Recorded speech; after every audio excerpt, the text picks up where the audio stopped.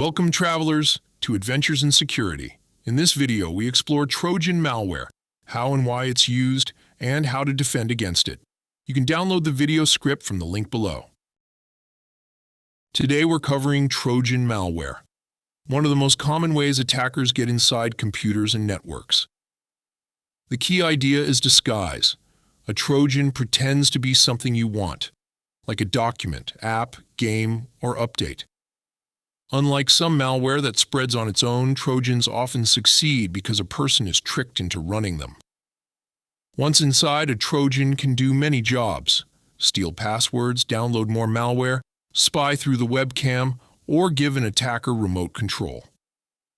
The good news is that the same habits that stop phishing and unsafe downloads stop a lot of Trojans too. Let's build a clear mental model of how they work. A Trojan is best understood by its delivery strategy. It hides in something that looks safe. The name comes from the Trojan horse story, something welcomed in with danger inside. Importantly, Trojan doesn't describe one single behavior like virus used to. Trojans can do many things. What they share is that they arrive disguised and typically require a user to open a file, enable content, or install software. In modern attacks, a Trojan is often just the first step. It might act as a loader that pulls in additional tools, like spyware, ransomware, or credential theft modules. So when you hear Trojan, think deception-based entry point. Students often mix these terms, so let's separate them. A Trojan typically depends on you to run it, because it's disguised as something useful. A virus traditionally attaches itself to other files.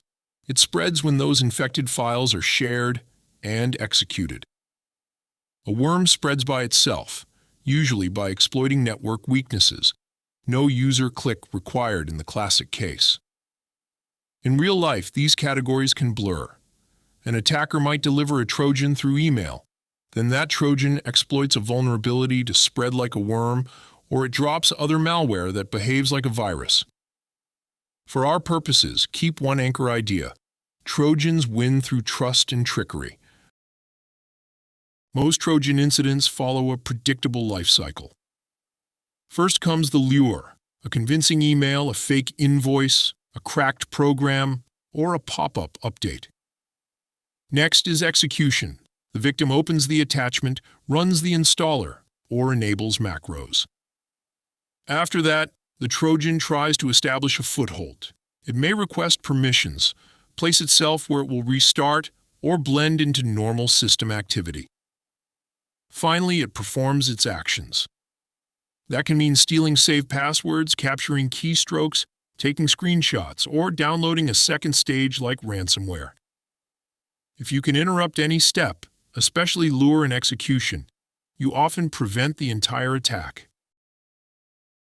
How do Trojans get onto devices? The number one path is still phishing. Messages that create urgency: payment overdue, account locked, package delivery failed.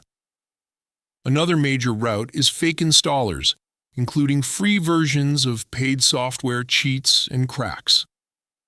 Attackers also use malvertising, where an ad or redirected page pushes a harmful download or tricks you into installing something. Trojans can also appear as Trojanized updates, a fake flash update style prompt, or as shady browser extensions that promise coupons, video downloads, or productivity boosts. Finally, removable media like USBs can carry Trojans, especially in shared environments. Notice the theme: the attacker is trying to get you to approve the danger. Trojans are like Swiss Army knives for attackers, so we group them by goals. Many focus on credential theft, not just passwords, but also browser cookies and session tokens that can let an attacker be you without logging in. Banking Trojans specialize in financial theft, sometimes manipulating what you see in a browser to trick transactions. RATs, or remote access Trojans, give an attacker interactive control, like a hidden remote desktop. Others are built for data theft, such as documents, customer lists, and private photos. Increasingly, Trojans support extortion by enabling later ransomware deployment. Finally, many Trojans are simply loaders, whose job is to silently install other malware. That's why early detection matters. Trojans often open the door for worse. A lot of Trojans don't just run once and finish. They connect back to an attacker-controlled system called Command and Control, or C2. Think of C2 as the attacker's remote dashboard. The Trojan may phone home, identify the device, and wait for instructions, like stealing specific files, taking screenshots, or installing a second tool. To avoid detection, this traffic is often encrypted and made to look normal. Some attackers even use legitimate platforms like cloud storage or messaging services as a place to send commands or exfiltrate data, because that traffic is common in many workplaces. You don't need to know the technical details to understand the risk. C2 turns a one-time trick into an ongoing compromise. If Trojans were loud, they'd get removed quickly, so many focus on stealth. They might name themselves to resemble legitimate system files or run under processes that users expect to see. Persistence is also common. The Trojan tries to make sure it returns after a restart by configuring auto-start behavior or embedding itself in places users rarely check. Many avoid obvious pop-ups and instead operate quietly, stealing in the background. Some attempt to weaken defenses by interfering with security tools, blocking updates, or timing activity to avoid detection. The takeaway is important. Absence of symptoms doesn't mean safety.